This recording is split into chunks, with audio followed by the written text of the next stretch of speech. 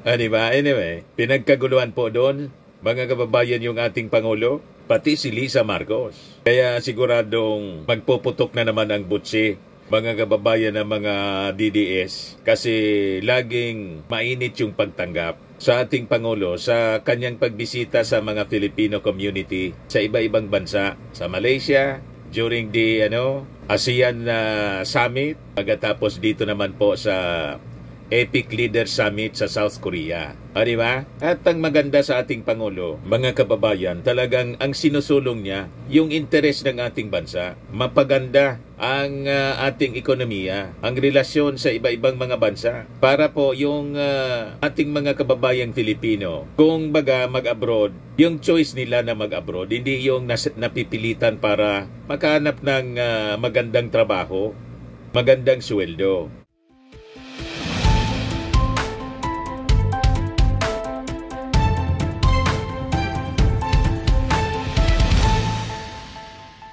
Hello po mga kababayan, si Dante Maravillas. As you know, yung ating Pangulong Bongbong Marcos, mga kababayan, nasa Epic Summit, Epic Leaders Meeting sa South Korea. Kausap niya yung mga Filipino community, siyempre. Laging gano'n naman po. Biglang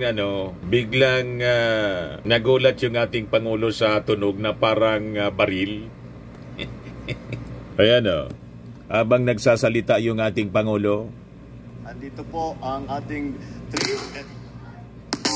talagang nagulat yung ating Pangulo. Kaming ganyan, no?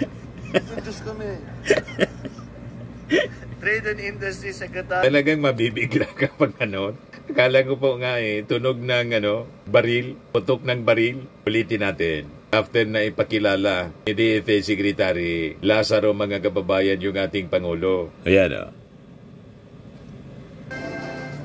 Mga kababayan, ikinararangal ko pong ipakilala ang Pangulo ng Republika ng Pilipinas, Ferdinand R. Marcos Jr.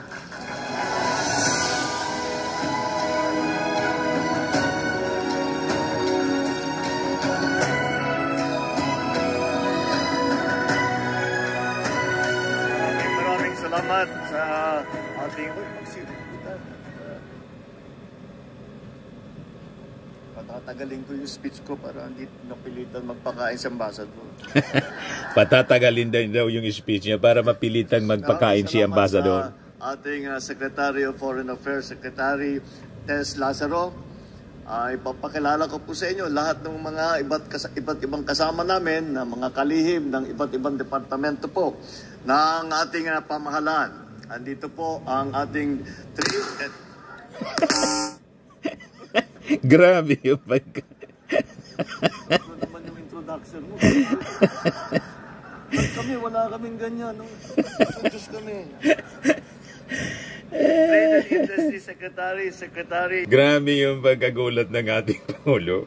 Talagang iniisip niya, putok ng baril. Nakikita mo sa facial reaction niya po. Alam naman po ninyo, di ba? Normal sa presidente may banta tulad ni kay Trump. Di ba? So, lagi nating ipanalangin yung ating Pangulo. Pero yun po, hindi man po putok ng baril. Yung tunog ng microphone lang po yun.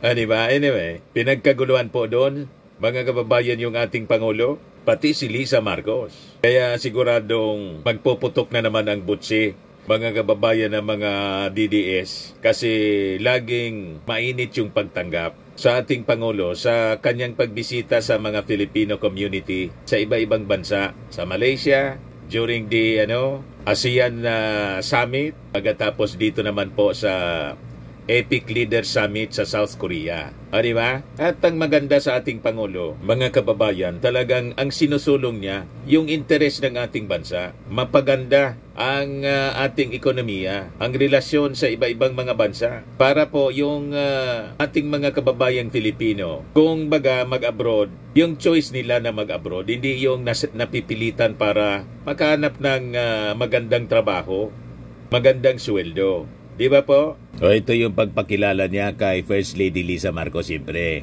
na talagang nagsigawan yung mga OFWs. Kompleto ang ating pagpapakilala kung hindi po natin batiin ang ating First Lady Luis. O di ba? Sigawan po. lahat po ng iba't ibang aking mga kasamahan na nagseservisyo sa pamahalaan ng Pilipinas. At ang pinakamahalaga na bisita natin dito, ang ating mga minamahal na kababayan dito sa Korea. Di ba? Magandang gabi po sa inyo lahat.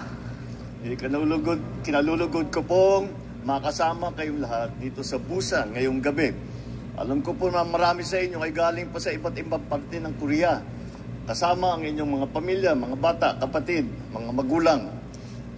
Meron pa sa inyo naglakbay ng kalahating araw gamit ang shuttle bus mula sa Seoul. Ganun ba? Mukha naman di kayo masyadong napagod at masigla pa kayo. Meron pa raw nag-drive. Meron pa raw nag-drive galing sa Daeju at Ulsan. At iba pa naman, lumipad na galing sa Jeju Island. Ay, nakabisi. Sa pagkakalam ko, maraming sumakay ng train to Busan. Train to Busan. Kaya una sa lahat, maraming salamat sa oras at sa pagmamahal ninyo sa ating inang bayan.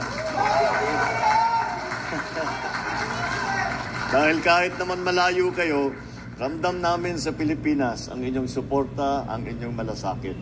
Nandito ako ngayon sa Republic of Korea, oo nga dahil nga sa APEC Economic Leaders Meeting. Mapakahalaga po itong meeting na ito dahil hindi lamang ito para sa Pilipinas, kundi para sa buong Southeast Asia at ngayon yung ating itinatawag na Indo-Pacific region.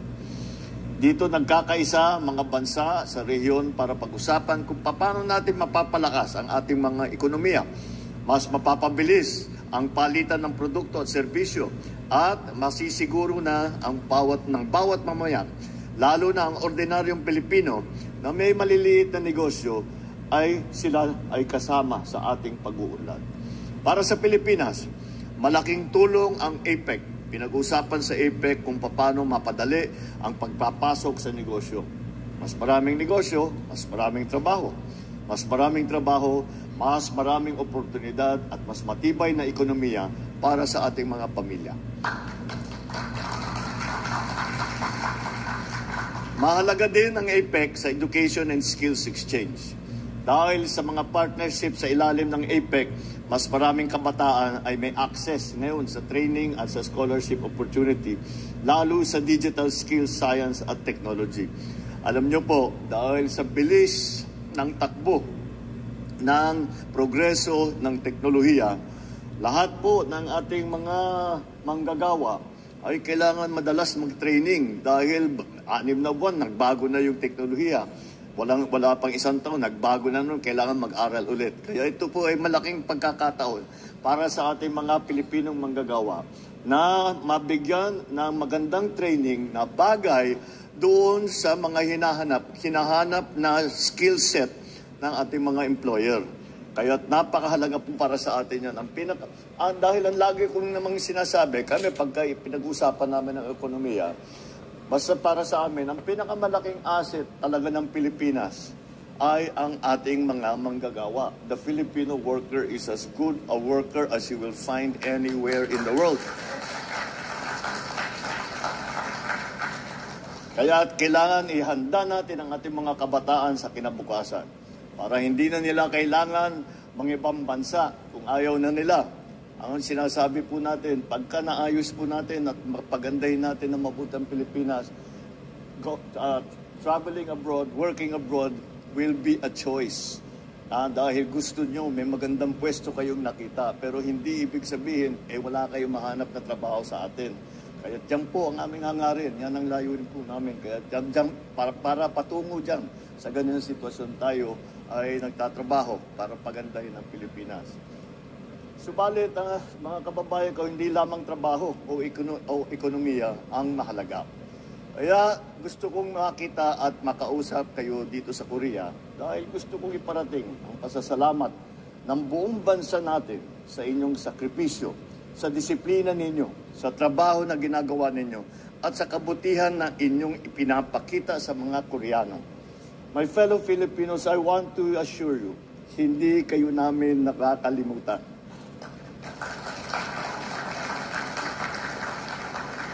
We work very hard to make sure that government services reach you all the way here in Korea or wherever you are. Tuloy-tuloy ang ating mga programa para sa OFW. Para kayo ay protektado at may suporta at may pagkakataon makabalik at magtagumpay din sa sarili nating bayan. At dahil sa inyong tulong sa ating bansa, akin pong ikinagagalak na ipaabot sa inyo na sa mga susunod na buwan, sisimulan na ng Department of Foreign Affairs ang karampatang mga preparasyon para sa pagbubukas ng ating konsulado dito sa Busan.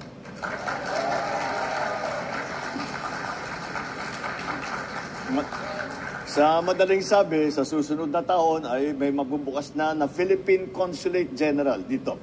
At dahil dito, magiging dalawa na po ang opisina ng Pilipinas dito sa Korea. Yung embahada natin sa Seoul at ngayon, yung bubuksan natin konsulado dito sa Busan.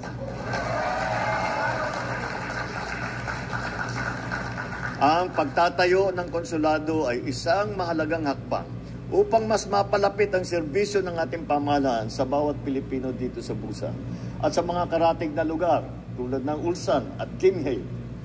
Gimhae.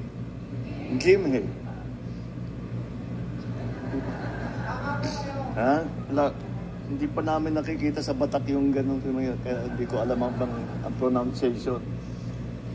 Soon, you will no longer need to travel all the way to Seoul to renew your passports, to submit civil registry documents, and to legalize your documents for use in the Philippines.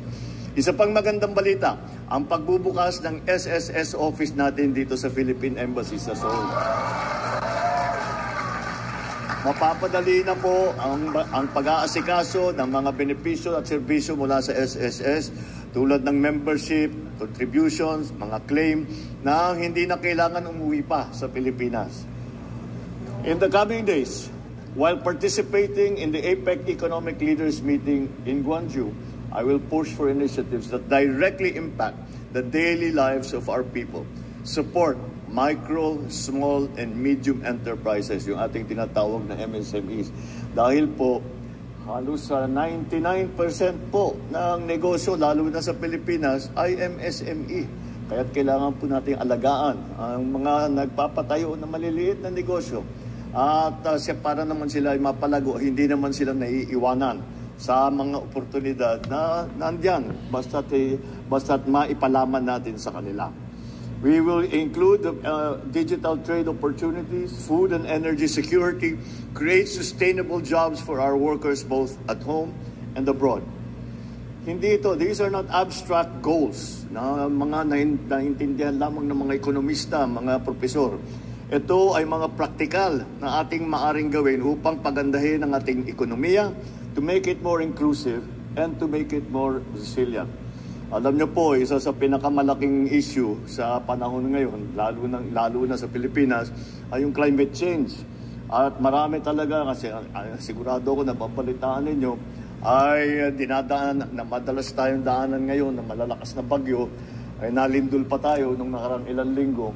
Kaya ito po ay kailangan natin makipag-ugnayan sa iba't ibang bansa. Dahil po, kahit anong gagawin ng Pilipinas, kung nag-iisa lang ang Pilipinas, hindi po gaganda ang sitwasyon.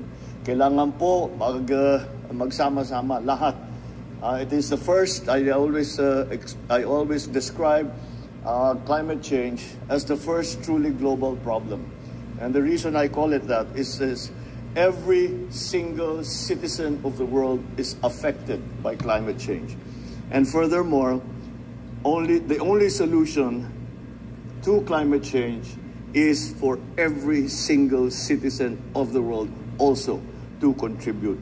So I will be meeting with business leaders and partner governments to promote greater investment in Philippine industries such as technology, agriculture, renewable energy.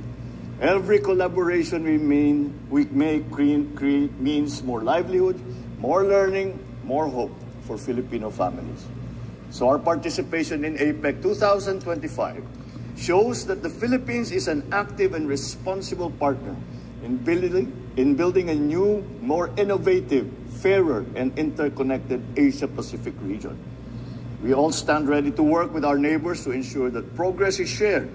No Filipino will be left behind. Mga